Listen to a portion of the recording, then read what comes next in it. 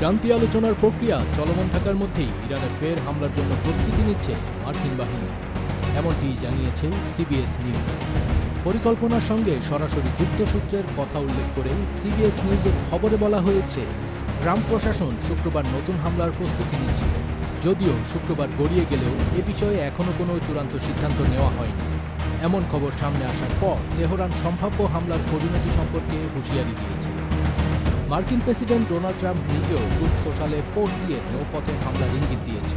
Donald Trump সামাজিক যোগাযোগ মাধ্যমে দেওয়া এক বার্তায় জানান যে সরকারি দায়িত্ব পালনের কারণে তিনি শনিবার তার ছেলে ডোনাল্ড ট্রাম্প জুনিয়রের বিয়েতে উপস্থিত থাকতে পারবেন না।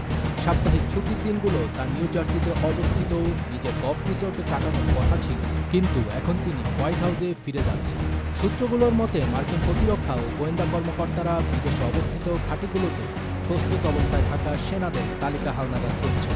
একই সঙ্গে মধ্যপ্রাচ্যে অবস্থানরত কিছু সেনা প্রত্যাহারও করা হচ্ছে, যাতে ওই অঞ্চলে মার্কিন সামরিক উপস্থিতি কমানো যায় এবং ইরানের সম্ভাব্য পাল্টা প্রতিক্রিয়া মোকাবেলা করা যায়।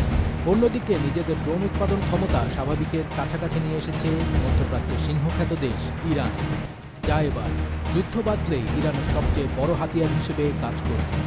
এছাড়া নিজেদের ক্ষেপণাস্ত্র উৎপাদনও অব্যাহত রেখেছে ইরান। এছাড়াও হরমুজ প্রণালীতেও নিজেদের শক্তি বৃদ্ধি করতে কাজ করে যাচ্ছে ইরানের নৌবাহিনী। ইরানের সর্বোচ্চ নেতা মোস্তফা আলী খামেনি হুঙ্কার দিয়ে বলেছেন যে তারা ইরানের সমৃদ্ধ ইউরেনিয়াম হস্তান্তর করবেন না। এছাড়া এবার যদি ইরানের উপর হামলা হয় তাহলে মধ্যপ্রাচ্যের বাইরেও হামলা করা হবে বলে হুঁশিয়ারি উচ্চারণ করেছে ইরানের বিপ্লবী গার্ড বাহিনী। সব মিলিয়ে ভঙ্গুর যুদ্ধবিরতি যে কোনো সময় ভেঙে পড়তে পারে বলে মনে করছেন সামরিক বিশ্লেষকরা, যা হয়তো মধ্যপ্রাচ্যে আরেকটি পূর্ণমাত্রার যুদ্ধের সূচনা করতে পারে। তাজ, এটিএন বাংলা।